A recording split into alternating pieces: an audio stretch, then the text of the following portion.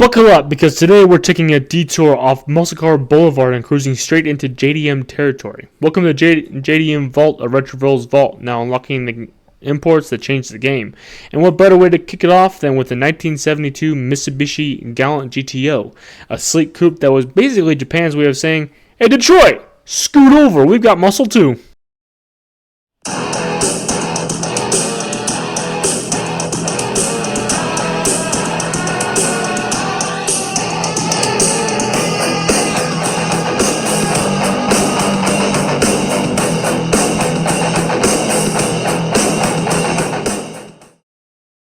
Here's a fun twist in the Galant GTO story. Its sharp, muscle-inspired looks weren't just the product of guesswork from across the ocean.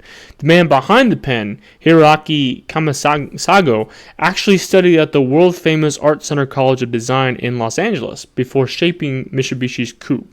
That's right, before sketching the GTO, Kamisago was soaking in Southern California car culture, surrounded by Mustangs, Firebirds, and Cougars prowling the streets.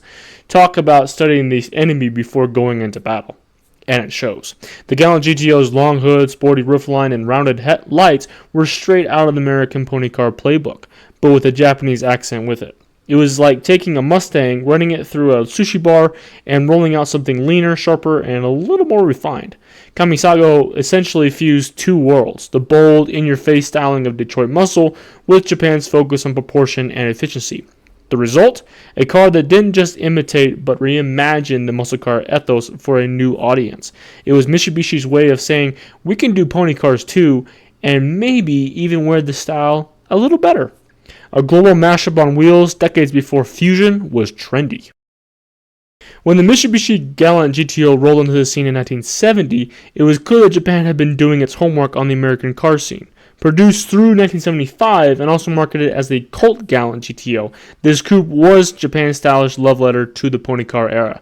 Think Mustang swagger and Firebird flair, only with a Japanese twist. The design team didn't just borrow ideas, they reinterpreted them, giving us a car that looked like it had been sipping sake with a side of Detroit horsepower.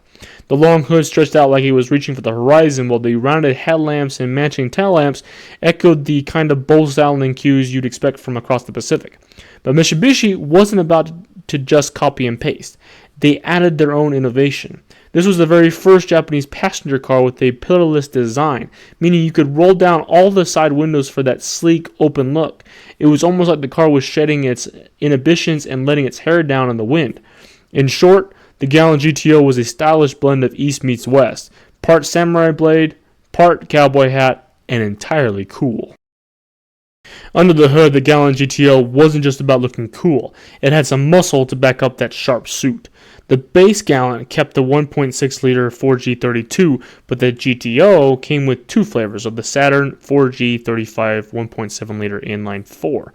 Think of it like ordering your ramen, mild or spicy. The mild version packed 105 horses, breathing through a Mikuni-built Solex single carb with an 8.5-to-1 compression ratio, cast iron block, and a single overhead camshaft valve train. It was dependable and smooth, like a steady guitarist holding the rhythm section. Then came the spicy option. Still the same 1.7-liter block, same bore and stroke, but this time tuned up with a 9.5-to-1 compression and a Mikuni Solex 2-barrel carb. That little change turned the volume up to 115 horsepower. Nothing earth-shaking, but enough to give the GTO some real pep in its step. Both variants carried 5 main bearings and an 8-valve head, proving that Mitsubishi wanted a balance of strength and rev-happy fun. No, it wasn't going to outgun a Hemi-Cuda, but for early 70s Japan, this was like strapping a katana to your hip. It gave the Galant GTO a fighting spirit and a distinct growl of its own. When it came to putting power to the pavement, the Mitsubishi Galant GTO gave drivers a nice menu of transmission choices. Standard until 1975 was the trusty 4-speed manual, a gearbox that felt like shaking hands with the car itself. It wasn't flashy, but it got the job done, like a reliable wingman who always has your back. For those who wanted a bit more flexibility, Mitsubishi later introduced a 5-speed manual, which was a real treat in the early 70s. The extra gear meant better cruising on the highway and a little more fun when ringing out those revs, like adding a secret bonus track to your favorite album. But maybe you weren't the type to roll through gears yourself. Enter the Jetco 3N71 3-speed automatic. Smooth, convenient, and ready to give your left foot a break in traffic. It was the easygoing option. Sure, it wasn't going to win any drag races, but it made the GTO more versatile for a wider range of drivers. Altogether, these drivetrain options gave the Galant GTO a split personality. Part enthusiast toy, part commuter's companion. Whether you wanted to shift it like a street racer or cruise like a Sunday driver, Mitsubishi had you covered. The Galant GTO may have looked like a scaled-down Mustang, but underneath it had its own unique backbone, the A55C chassis. Sturdy yet compact, the frame gave the car a solid foundation without weighing it down like some of its American muscle inspirations. Think of it as a difference between a nimble swordsman and a heavyweight brawler. Both dangerous, but in very different ways. Up front, the GTO sported a McPherson strut independent suspension, which was still pretty modern for the time. It gave the little coupe sharper handling, letting it slice through corners like a sushi chef with a fresh blade. Steering felt more precise, and the setup provided a balance of comfort and agility that made it well suited for both city streets and open highways. The rear, however, was a different story. Mitsubishi went with a live axle paired with trusty leaf springs. Not the most glamorous setup, but it was tough, dependable, and cheaper to produce. Kind of like a hard-working mule. Maybe not graceful, but it'll carry the load all day without complaining.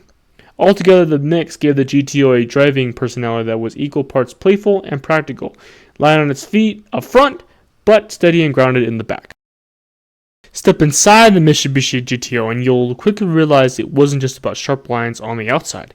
The interior was designed with the driver in mind. Front and center was a full spread of analog gauges, tachometer, speedometer, oil pressure, fuel, and temperature. It was like having your own personal command center, complete with toggle switches and chrome accents that made you feel more like a pilot than a commuter.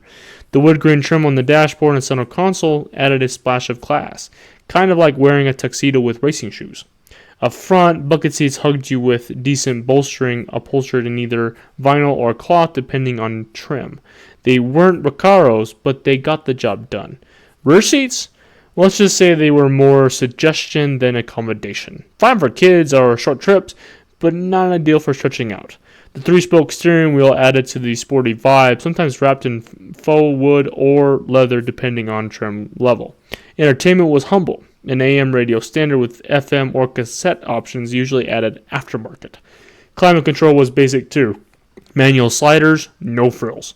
Overall, the GTO's interior mixed practicality with sporty flair, equal parts fighter cockpit and weekend cruiser. When it came to putting power down, the Galant GTO came standard with an open differential. Fine for cruising, but not exactly ideal if you fancied yourself a backroad hero. Step on the throttle too hard and it was a one-tire fire all the way home. But Mitsubishi knew some drivers wanted more bite, so the MR models offered a limited slip differential. That upgrade made cornering tighter and traction sharper, like swapping out sneakers for racing spikes. It turned the GTO from stylish cruiser into serious contender. Size-wise, the Mitsubishi Galant GTO landed in that sweet spot of compact coupes. Small enough to feel nimble, yet big enough to carry some real presence. Measuring 162.4 inches in length, it wasn't exactly a limousine material, but it had just enough stretch to show off that long hood, short deck pony car styling. At 62.2 inches wide, it could thread through narrow Japanese streets without breaking a sweat, yet still looked broad-shouldered enough to hold its own next to Detroit Iron. Standing 51.6 inches tall, the GTO had a low-slung crouch stance, almost like it was ready to pounce at a green light. Its 95.3-inch wheelbase gave it decent stability while still keeping handling tight. Think of it as the difference between dancing in sneakers versus roller skates. And then there was the curb weight. Just 2,160 pounds. Featherweight compared to most American muscle cars. This made the GTO more sprinter than sumo wrestler. Light, agile, and quick on its feet, it didn't need mountains of horsepower to feel lively. Altogether, the dimensions give the GTO a balanced personality. Small enough to be playful, wide enough to be stable, and light enough to remind you that sometimes less is truly more. The Mitsubishi Galant GTO had plenty of strengths that made it stand out in the early 70s. First and foremost, its styling was a knockout. American pony car inspiration blended with Japanese refinement. It was like Detroit muscle had gone on a diet and came back leaner, sleeker, and maybe a little better dressed. The light curb weight made it nimble, and the choice of transmission gave drivers options for either spirited shifting or laid-back cruising. The innovative pillarless design also gave it an edge in style points, letting the GTO turn heads even standing still. And while the engines weren't huge, they delivered lively performance for the car's size, especially paired with the 5-speed manual. Of course, no car is without its weaknesses, and the GTO had a few. Its 1.7-liter inline-4 was plucky, but nowhere near the firepower of American V8s. It was more karate chop than sledgehammer. The rear suspension with leaf springs wasn't the most refined, meaning ride quality could get bouncy over rough roads. The rear seats were cramped, the tech was bare bones, and the luxury wasn't exactly its strong suit. Still, the Galant GTO's charm lay in what it represented: Japan's bold step into the muscle car arena, small but mighty. The 1972 Mitsubishi Galant GTO may not have been the thunderous V8 soundtrack of its American inspirations, but it didn't need to. It was Japan's way of proving that style, innovation, and clever engineering could create a muscle coupe with its own unique identity. From its long hood, short deck silhouette to its pillarless windows, the GTO was like a cultural handshake across the Pacific. Detroit muscle met Tokyo precision. Light, nimble, and just rebellious enough, it carved its own place in automotive history. Sure, it had its quirks. The engines weren't earth shakers and the rear suspension wasn't exactly silky smooth. But sometimes it's not about brute strength. It's about character, and the Galant GTO had plenty of that. A scrappy underdog that showed Japan could throw its hat into the pony car ring without flinching. So what do you think? Was the Galant GTO Japan's answer to the Mustang? Or was it more of a stylish experiment that paved the way for future JDM legends? Drop your thoughts in the comments. I'd love to hear your take. And if you enjoyed this ride through history, don't forget to like, subscribe, and stick around for more classics. Keep it boosted, keep it classic.